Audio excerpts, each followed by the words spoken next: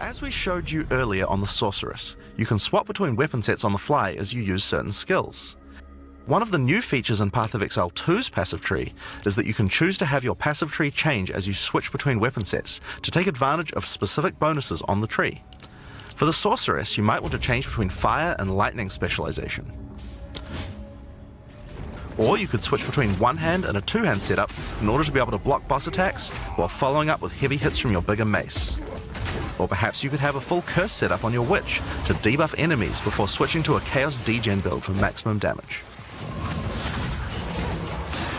If you want to stick with just one weapon set, you can just use these specialization points as bonus points to invest however you like, but creative players will find plenty of opportunities with this system. You can get weapon specialization points throughout the campaign from optional bosses and quests. For example, if I manage to defeat the Crowbell, I'll get a weapon specialization book. There are lots of other permanent boosts available from the campaign too. On the map you can see icons that indicate the many optional encounters you can find. Some of them have permanent character boosts, and others have powerful items. If you're having trouble getting past a boss, it might be a good idea to explore and see what you can find. For example, if you defeat Blackjaw the Remnant, you'll gain a permanent increase to fire resistance. One of the most important finds are spirit bonuses. You can find the first one here in the Canopy in Act 1. Defeat the boss in this area to acquire a permanent addition of spirit. The permanent buffs you gain from spirit are very powerful, and every class will find a use for them. So make sure you hunt down these upgrades. There's one in each act. Now we haven't even talked about the most important element of character progression, items. That's why we're all here, right? Items in Path of Exile can be broken down into 4 rarity groups: normal, magic, rare, and unique. One of the things you're going to want to do as you play through the campaign is upgrade the items you find, and you can do that with currency items. An Orb of Transmutation will allow you to upgrade a normal item to a magic item with 1 mod. You can then apply an Orb of Augmentation to add a second mod, then use a Regal Orb to add a third mod, and upgrade it to a rare. Finally, you can use some Exalted Orbs to add more mods to your rare to a total of 6 mods. One of the things we think is really important is to make these options available to use as you play. All the items that add mods are much more common than they were in Path of Exile 1, so that you can use them throughout your campaign playthrough. We want you to find things on the ground that can be crafted into upgrades much more frequently. As well as making the drop rates on these items much more common, you can also get them by disenchanting unwanted gear at the magic item vendor. If you disenchant magic items, you can build up to an Orb of Transmutation, and by disenchanting rares, you can build up to Regal Orbs. Another important area of crafting items in POE2 is sockets.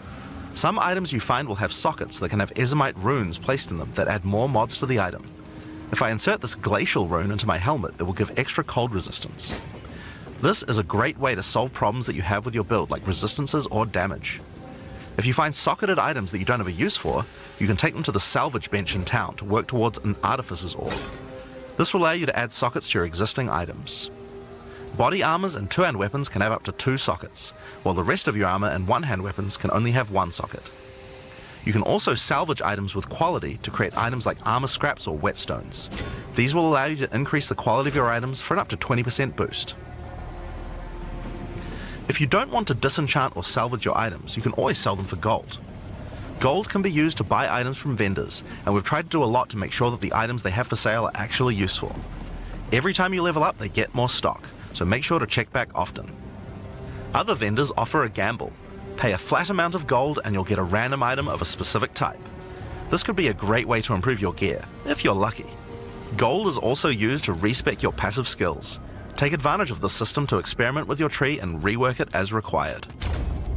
The other thing you might want to use gold for is the currency exchange. This allows you to exchange currency items with other players on an open market, in exchange for a small gold fee. Now, all items in Path of Exile are freely tradable. We never bind anything to your character, except gold. Now, most gear in Path of Exile 2 is randomly generated, but there's another type that isn't: uniques. They are especially rare, each with a handcrafted set of unusual mods which can dramatically change a character's build. They're not just better rare items, they can do much stranger things that can fundamentally change your character.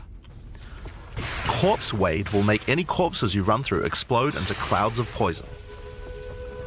The Sands of Silk is a body armor that changes your dodge roll into a blink, morphing you into sand as you teleport past your foes. And of course, some uniques are just pure hits of dopamine, like Quill Rain, which just turns your bow attacks into full auto by doubling your attack speed. Each unique is something that you can build your character around. We try to make sure that most unique items have a potential use at endgame, even if you find them early on. And as you can see, every single unique item comes with custom art to match.